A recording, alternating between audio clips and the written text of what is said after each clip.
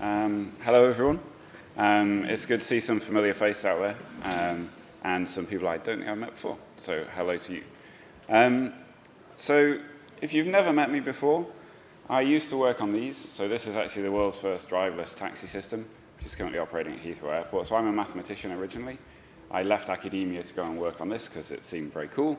And I was lucky enough as well to sort of work for a company that encouraged the continued publication of research. So as a company, we were still working with others in universities. So I was still linked with academia and still writing papers, but sort of doing it from a slightly different perspective. And I think one thing I like to sort of show at the start is actually, this is a map of global scientific collaboration. It's taken from data between 2008 and 2012. And one of the reasons I like to show it is because I'm pretty sure I'm one of the dots in Bristol in the UK that was working with other people. But it kind of highlights a big trend that really, as the world's become more and more connected, papers and manuscripts and research in general is being conducted on a more international basis. So the Royal Society did some research looking at global scientific collaboration in the 21st century, and they saw that over the past 20 years, the proportion of world's papers produced with more than one international paper has increased. Perhaps unsurprisingly, papers with more authors on from more different countries tend to get featured more in the literature. They have more advocates to talk about them and more networks to share them in. Then also the NSF did some research in looking at collaboration between institutions on a national level, and they saw very similar statistics. This collaboration has increased over the past 20 years. But collaboration is frustrating. So I like this cartoon. PhD comics is great for sort of highlighting, what PhD life is like. And this is collaboration between two people who are literally in the same building and can actually sit next to each other. And this sums up in a way a lot of the problems that you get, with trying to collaborate as an author and as a researcher. So you always end up with multiple versions of the same document. If you're emailing them around, you end up with version 1.1, 1.2. And it just becomes really hard to keep track of those, especially if you then try and bring other people into a collaboration later on. Which version do you send them? How do you pass along that email thread? I'm a mathematician, so I used LaTeX for writing my papers, so that handled the formatting and the typesetting nicely and did the referencing really nicely. But then collaborating with someone who's never used LaTeX, if you send them a LaTeX file, they can't use it. They can't open it on their computer. It's full of what looks like code, and so it's very hard to pass and very hard to collaborate across disciplines. And this is what we were doing. So driverless cars, there's a lot of mathematics behind it, but then there's also a lot of policy and environmental concerns as well. So our research was cross-disciplinary, and we were just finding it was really hard to collaborate as an author. I now, having spent a few years working at Overleaf, realize that it's not just as authors this problem occurs. It gets exacerbated the more people get involved and the more complex a document this is. So this is kind of just an example of how papers pass between different systems. And it's not necessarily just a paper. This could be a student report that has to go out and be reviewed by a supervisor and then get sent to an institutional repository, or a grant application that has to be collaborated upon by lots of different people and then get reviewed by someone and brought all together. But something has changed over the past few years, which has actually made a lot of these things easier, and that is what often gets called the cloud. And to me, the cloud represents the fact that, with the internet a few years ago, it was really easy to share things and to access content from different places. But until Amazon came along with their web service and Rackspace and others came along and allowed you to run programs in the cloud, you still used to use your desktop to install software locally. If you ran a company, you had a server based locally in your office that someone maintained. Someone probably came in and swapped the backup once a week if you were lucky. But it was all done very locally, and things were still installed locally. Now it's just very, very different. There was a piece of work done a year or so ago now which looked at innovations in scholarly communication. If you've not seen it, I recommend just checking it out, even if just to see what's on the list. They looked at 6 different areas, from writing, publication, outreach, assessment, discovery, and analysis. But the interesting thing for me was, so starting in the middle, I think, of the older technologies, and it goes out by year to the newer technologies on the outside. The interesting thing for me was that almost every innovation from 2005 onwards was cloud-based or had a cloud-based component which has become increasingly dominant as things have gone on. It's nice to see Overleaf featured on that, and so if you've never heard of it, Overleaf is a cloud-based collaborative writing tool. Like I say, we were finding it hard to collaborate with other people. Etherpad came along, which was a forerunner for Google Docs, which actually just made it really easy to collaborate on lots of things. But it didn't do the typesetting for you, and if you were using LaTeX, it was no good for LaTeX documents. So Overleaf basically took the collaborative aspects of Google Docs, but added the typesetting to it as well. So you could collaborate with other people in real time and see a typeset version of your document as you worked.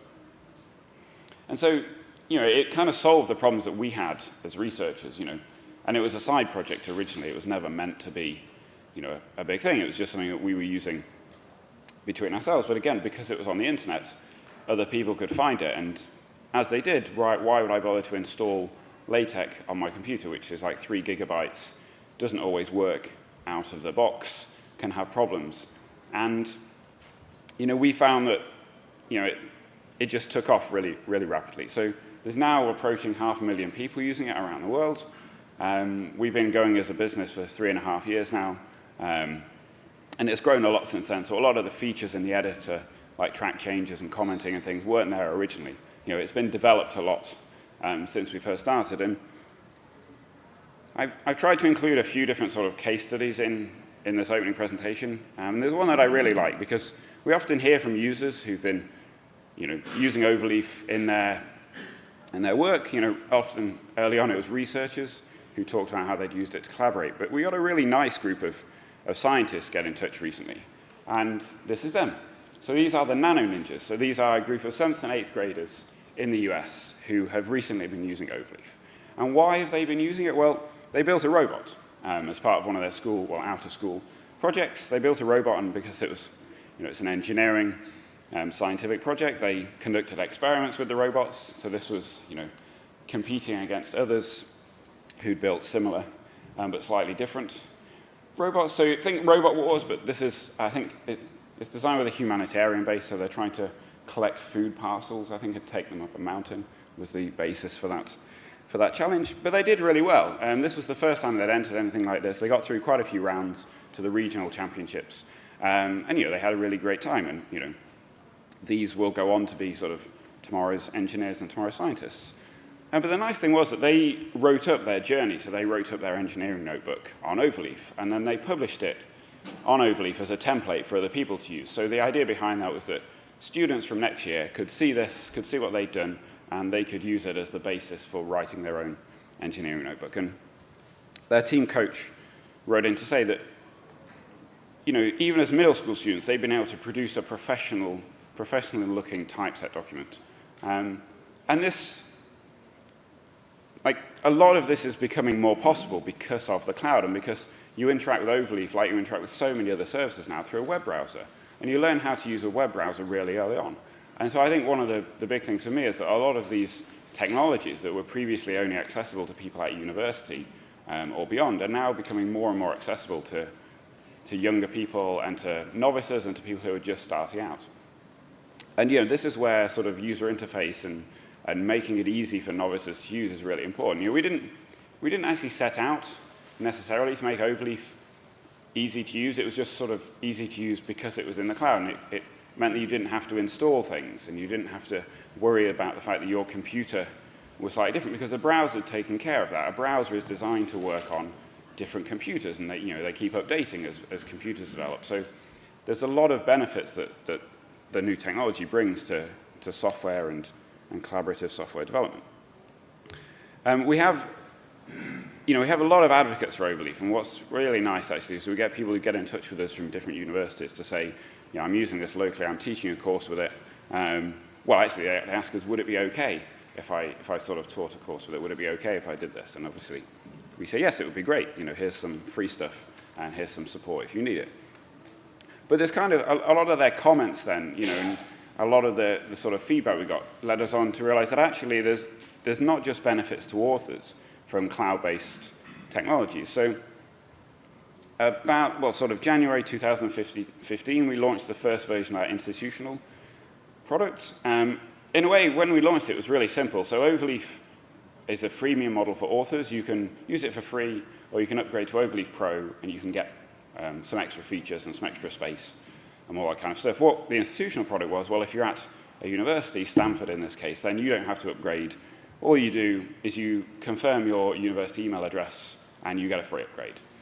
And actually, again, it was one of these things that, just because all you're asking people for was their email address, there was no steps to go through. It was just really easy for people to sort of do this. And they could clearly see the benefit. Well, I get a free upgrade.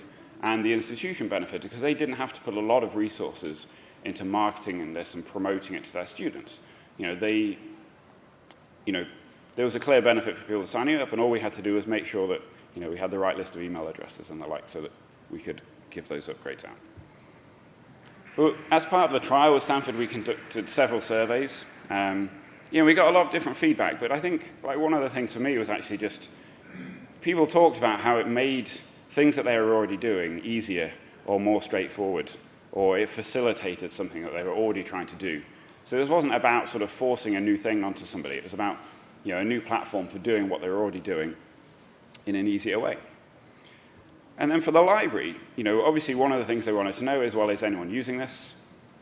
Because that was, from a library's perspective, they wanted to make sure that something they're investing in is actually being used by different people. And then you can start to sort of bring in some of the data elements that Adrian talked about briefly, in the sense that this gives the library the insight into who is using this type of tool. When are they using it? Is it the Department of Engineering that's primarily using this kind of thing, or is it biology or mathematics? Who's collaborating with who? Are biologists working with engineers? And are they working with them more now than they were last year? And so this is all information that, from a library's perspective, it's really useful to be able to know, and it helps provide them insights as to what's going on campus. And again, this was, it wasn't designed to do this. It's just the fact that because it's, it's in the cloud, because it's easy to bring this data together, you can do this sort of thing. And so, it was a really great trial. Loads of people started using it. So it was 400 users at Stanford before the trial, and it went up to over 2,000 at the end, and there's now about 2,700 people using it. And I think from the library's perspective, it sort of represents a bit of a shift from, a few years ago, this kind of software would have had to roll out through the IT department.